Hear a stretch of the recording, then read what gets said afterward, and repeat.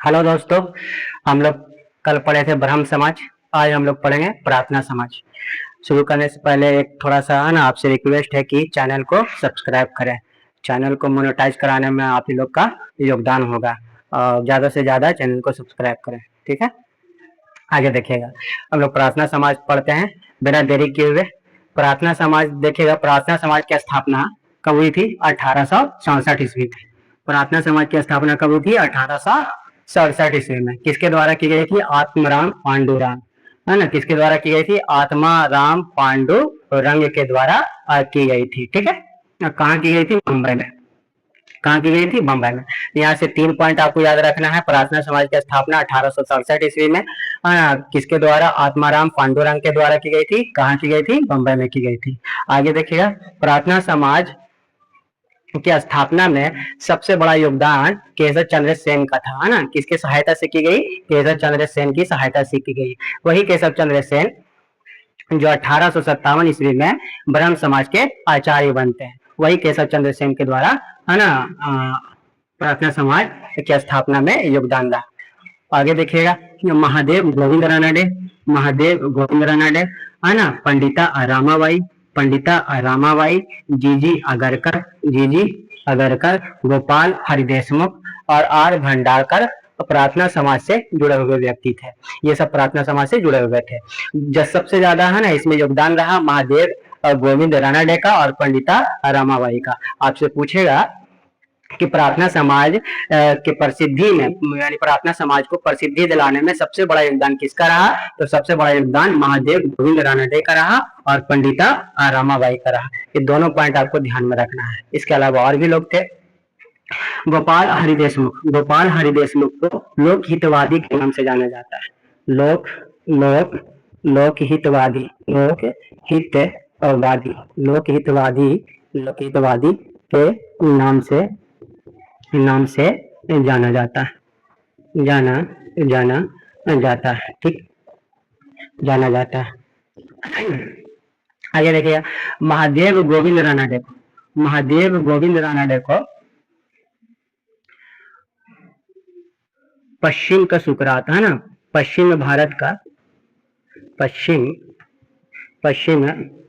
भारत का सुकरात,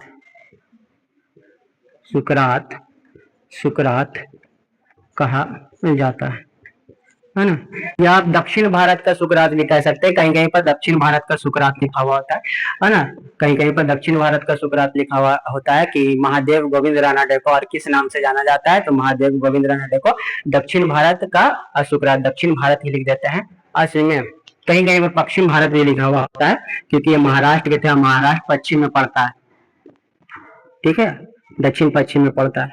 तो दक्षिण भारत का सुकरात कहा जाता है। इन्हें पश्चिम भारत का पूर्ण जागरण का अग्रदूत भी माना जाता है। पश्चिम भारत के अग्रदूत के रूप में भी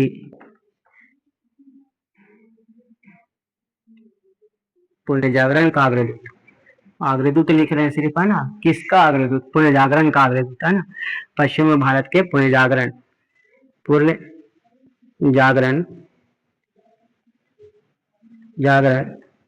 का अग्रदूत माना जाता है।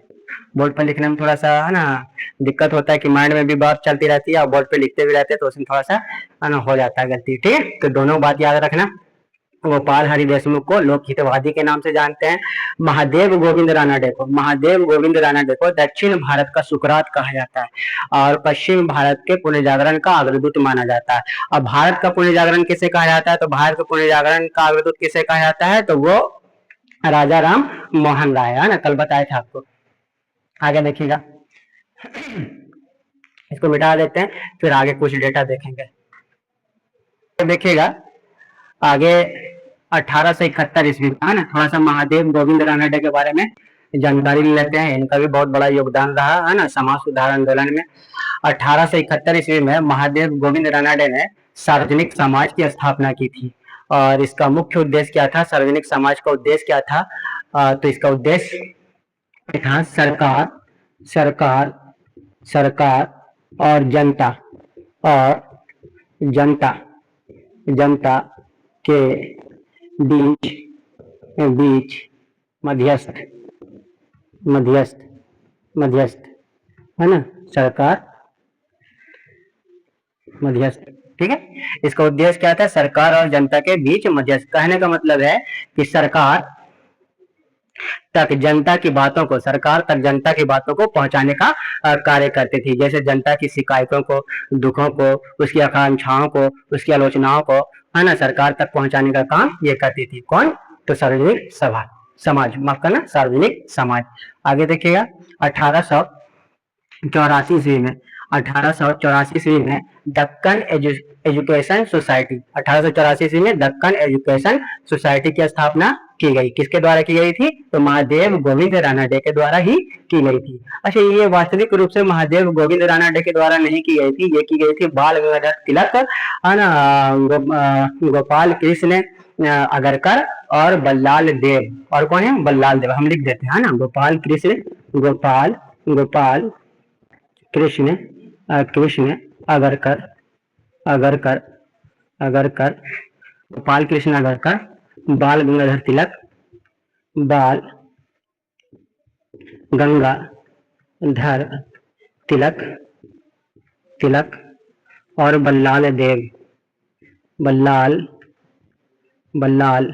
है ना, बल्लाल देव, है ना, देव। ठीक है, बल्लाल देव के द्वारा की गई थी। कौन सा, तो दक्कन एजुकेशन सोसाइटी की स्थापना।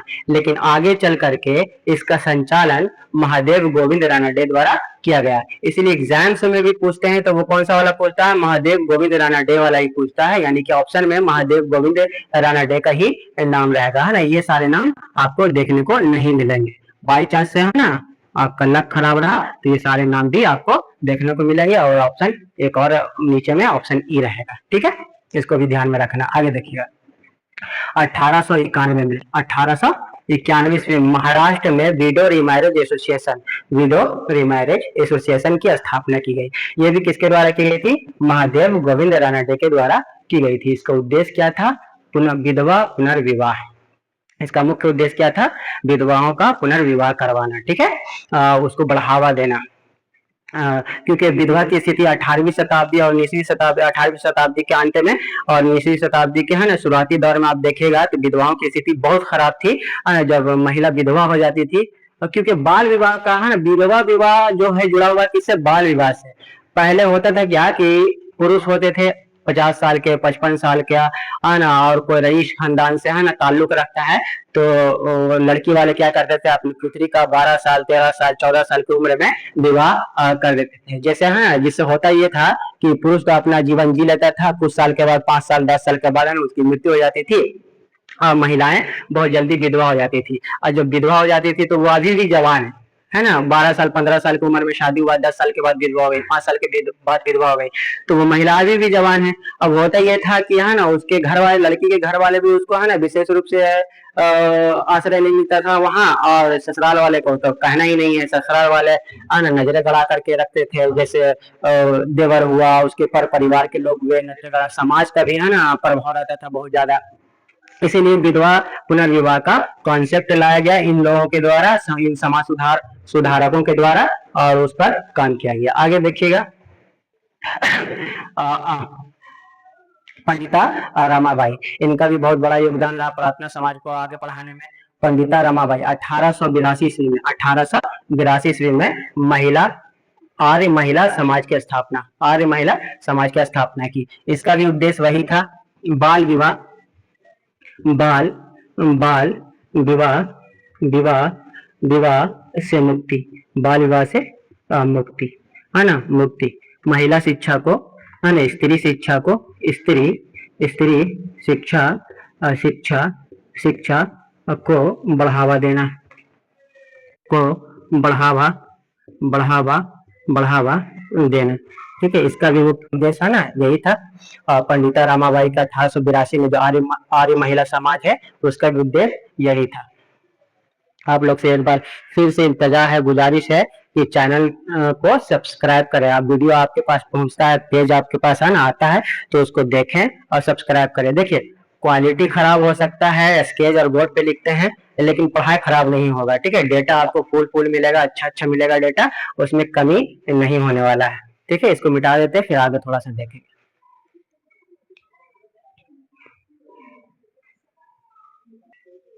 चलिए, है ना, आगे देखे, लाइन कट गया दोस्त, थोड़ा सा अंधेरा अंधेरा दिखता होगा, लेकिन समझ आ जाएगा। ठीक है, थोड़ा सा ध्यान, इधर लाइट का बहुत प्रॉब्लम है, लाइट कटता है तो 2 घंटा 4 घंटा है ना गायब रहता है। हम लोग बिहारी हैं और बिहार में हैं, और बिहार की स्थिति तो पूरी दुनिया को पता है कैसा है। आगे देखिएगा, महर्षि ढूंढो कर्वे, इसका शॉर्ट में नाम है डीके कर्वे। महर्षि ढूंढो कर्वे लीजिएगा, उल्टा पुल्टा नाम है निकल जाएगा मुंह से, तो शॉर्ट में लीजिएगा डीके कर्वे। महर्षि ढूंढो कर्वे ने भी प्रार्थना समाज के उत्थान में योगदान दिया है। इन्होंने एक संस्था खोली जिसका नाम है विडो होम। ठीक है, ये विडो होम असल में आश्रम था। क्या था? विडो होम आश्रम था। इसका उद्देश्य था कि जो गरीब, असहाय असहाय असहाय समाज से समाज से समाज से बहिष्कृत महिला, बहिष्कृत बहिष्कृत बहिष्कृत कृत महिला महिला महिला को आश्रय देना, आश्रय आश्रय आश्रय देना। ठीक है, तो इसको भी ध्यान में आप रखिएगा। आज बार इतना ही, बाकी अगला रामकृष्ण मिशन अगला टॉपिक है और उसको कल पढ़ेंगे हम लोग। चलिए, नमस्कार।